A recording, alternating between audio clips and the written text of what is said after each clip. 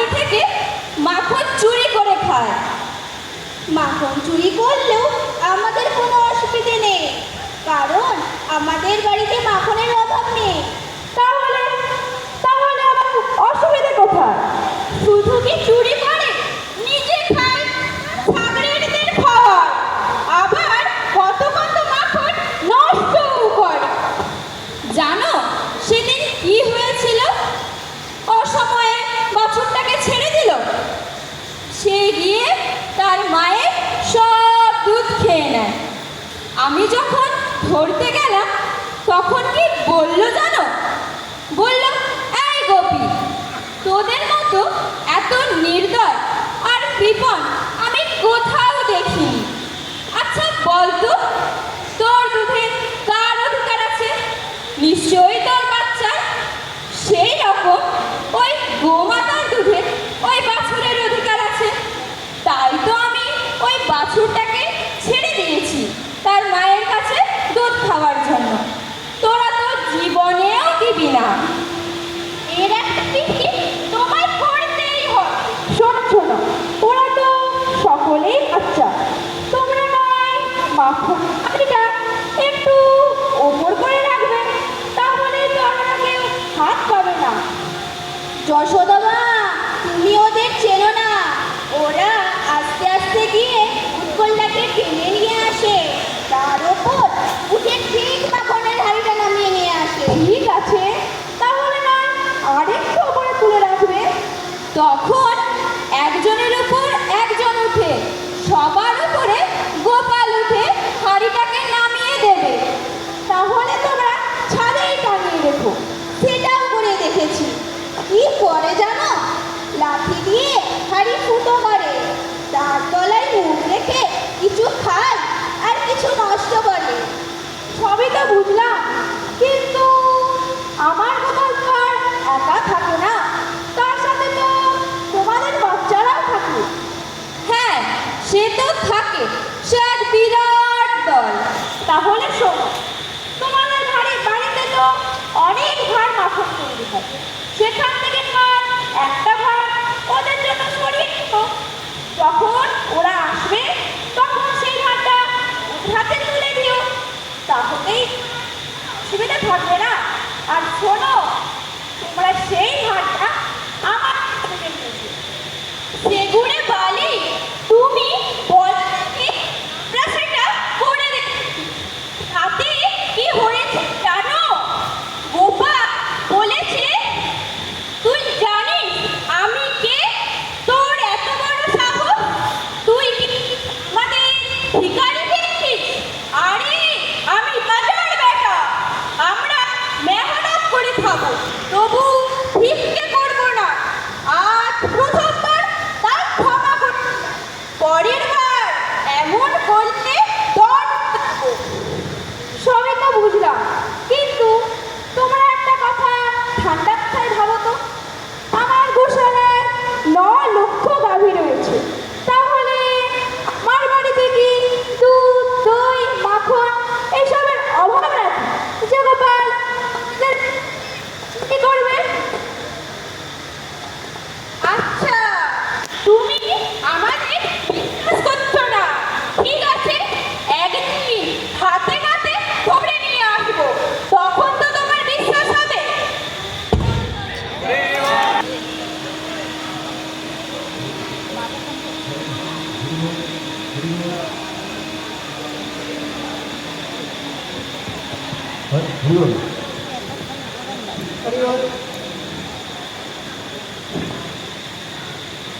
গোপালের বন্ধুরা গোপালের সাথে বসে মিটিং হচ্ছে, কোথায় কি হবে, কার বাড়িতে মাখন চুরি হবে।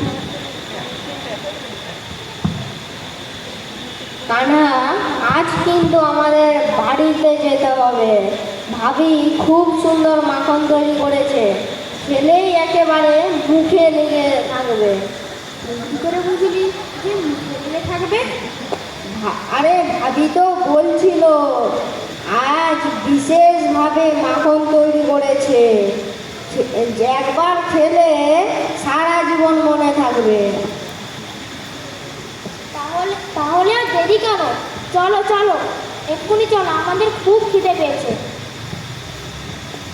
কি হলো কানা, যাবে না? না, ওদিকে আমার ভালো ঠেকছে না, ওদিকে যাওয়া যাবে না। তুমি আমাদের দলপতি, তুমি থাকতে আমাদের কোনো চিন্তা নেই। চলো চলো।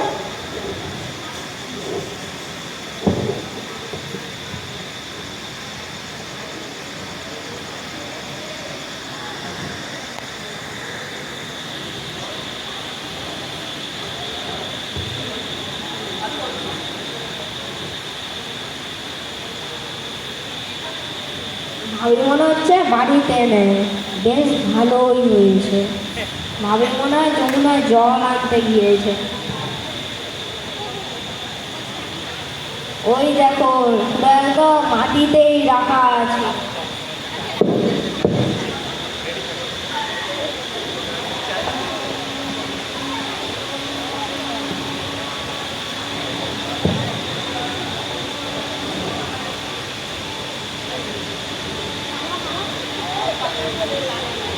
এবার পাকাবি কোথায়? তোর মায়ের তো বড় বড় কথা, আমার লালা চুরি করতে পারে না, প্রমাণ চাই।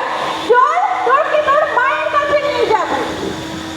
ভাবি, এটা তোমার বাড়ি? আমি ভেবেছি এটা তো আমার বাড়ি। ঠিক আছে, আমার ভুল হয়ে গেছে, তুমি আমায় ছেড়ে দাও, আমি চলে যাচ্ছি। তোর বাড়ি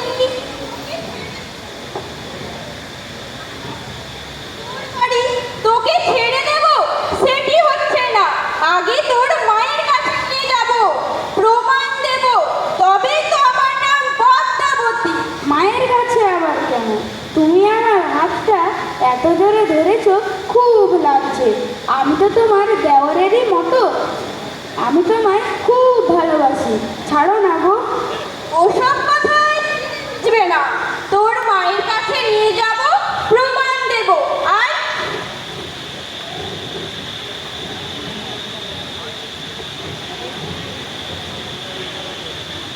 মাইয়া, ও মাইয়া, শুনতে পাচ্ছ? মাইয়া,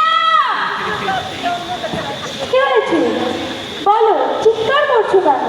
চিৎকার করবো না, আগের দিন তো খুব বলেছিলে, প্রমাণ চাই, আজ হাতে নাতে ধরে নিয়ে এসেছি। তুমি কাকে ধরেছো? কেন? তোমার গোপালকে। আরে তুমি কি পাগল হয়ে গেছো? আমার গোপালকে কেন ধরবে? আমার গোপাল তো ঘরেই বসে রয়েছে। লালা, একবার এসো তো।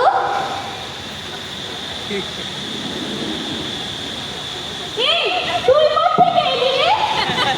প্রথম থেকে তো ছিলাম, তোমাকে কত করে বলছি, তুমি তো শুনছই না।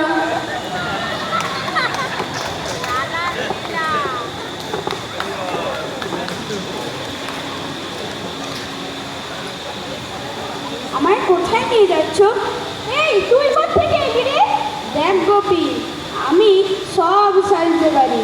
এবারে তোর দেওর সাজলাম, এর পরের বারে মায়ের কাছে নিয়ে গেলে তোর স্বামী সাজবো, তখন তোর লজ্জার শেষ থাকবে না। এই, না করেছি।